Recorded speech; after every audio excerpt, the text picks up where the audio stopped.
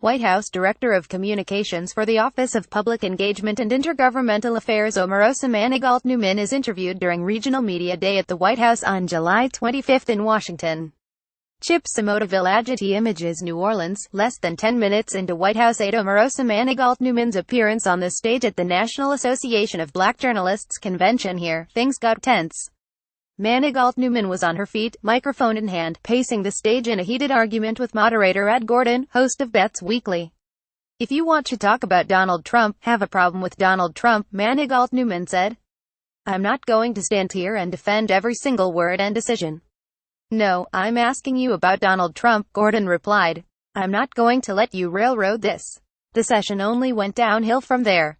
Manigault-Newman's presence on stage, along with journalists and activists focused on police brutality and family members of black men killed by police, roiled the annual convention of black current and former journalists and public relations professionals. In protest, multiple panelists declined to participate in the panel. But the event went on when Gordon agreed to fill in as moderator, he told the audience Friday.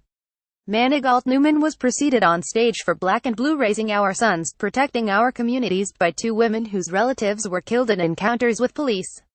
But a line of conference attendees snaked through the hallways of the Hilton Riverside Convention Center, all anticipating what they would soon see when Manigault-Newman appeared. Drama. Manigault-Newman, the former Apprentice reality TV star and now Director of Communications for the Office of Public Liaison, didn't disappoint. She began by telling the story of the loss of her father and brother to violence in Youngstown, Ohio, a story that she said has allowed her to understand the pain of families who have lost children or loved ones to gun violence. At the White House, she told the audience, she brings people to the table to have influence on policy discussions. "I fight on the front lines every day," Manigault-Newman said, prompting gasps of disbelief from people in the audience. "If you're not at the table, you're on the menu. Are you suggesting that I just walk away?" But the moment Gordon attempted to turn the topic to Trump, Manigault-Newman objected. "You immediately go to Donald Trump," Manigault-Newman protested, suggesting later that Gordon was attempting to walk all over her aggressively. Moments later, Trump's voice billowed over the loudspeaker for several seconds before his face flashed on two large screens in the room. "I said, please don't be too nice," Trump said in a video of his speech to police officers on Long Island, July 28. "Like when you guys put somebody in the car and you're protecting their head, you know, the way you put their hand over, like, don't hit their head and they've just killed somebody, don't hit their head.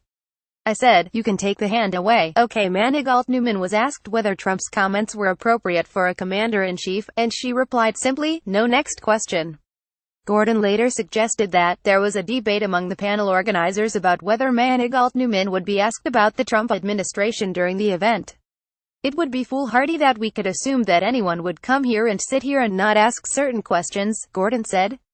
Nevertheless, question turned to the Trump administration's policies, including efforts by Attorney General Jeff Sessions to revive the war on drugs and broken windows policing.